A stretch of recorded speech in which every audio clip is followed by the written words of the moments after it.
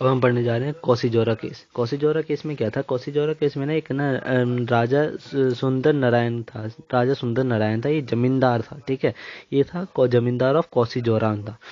कौसीजोरा का जमींदार था, है ना। इसने ना बहुत बड़ा अमाउंट लिया था, लोन लिया था इसने, बहुत बड़ा लोन लिया था। ये ना काशीनाथ से काशीनाथ से बहुत बड़ा लोन लिया था, जिसका नाम था राजा सुंदर नारायण, है ना। इसने लोन लिया था किससे? बहुत बड़ा लोन लिया था, इसलिए लिया था काशीनाथ से, ठीक है।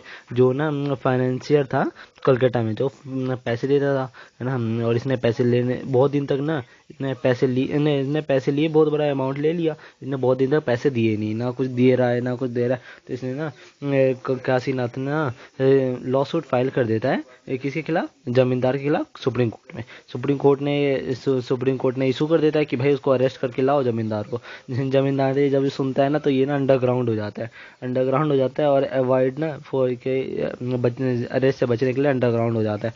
तो ना, तो कलेक्टर था, जो जो भी कौसीजोरा का कलेक्टर होगा, जो भी ब्रिटिशर कलेक्टर, वो जाता है गवर्नर जनरल के पास। वो बोलता है कि ना जमींदार को ना ऐसे ऐसे थफड़िंग हो रही है कि मतलब ये भाग गया है, जमींदार भाग गया है, छुप गया है इसका कोर्ट के अरेस्ट से बचने के लिए।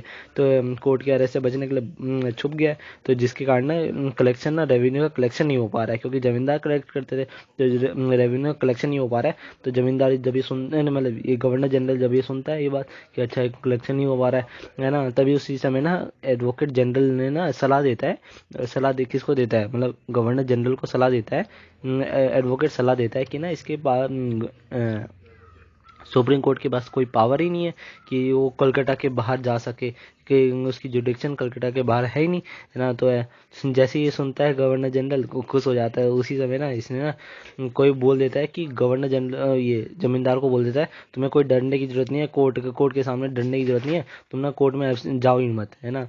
तभी कोर्ट ने इशू कर देता है कि ना उसकी ना जमींदार की पूरी प्रॉपर्टी सीज मार दो, पूरी प्रॉपर्टी सीज कर दो, है ना, नहीं मिल रहा है तो ये तो प्रॉपर्टी सीज करने इसने ना एक पूरी टुकड़ी भेज देते हैं कि कोर्ट ने पूरी एक टुकड़ी भेज देता है, फोर्स की टुकड़ी भेज देता है, मतलब पूरे एक भेज के, और शेरिफ को भी लगा देता है कि जाओ उसको जहाँ मर्जी से ढूंढ के लाओ, है ना, और उसको ढूंढ के और पकड़ के लेके आओ जमींदार को।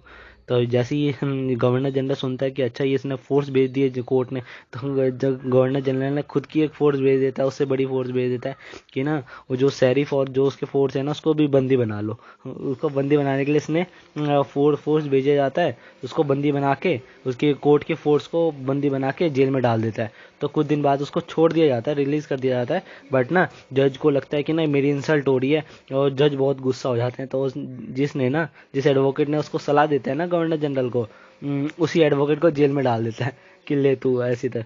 तो यही ना दोनों में टसल होती है। तो इसी इसी यही है कौसीजोरा केस।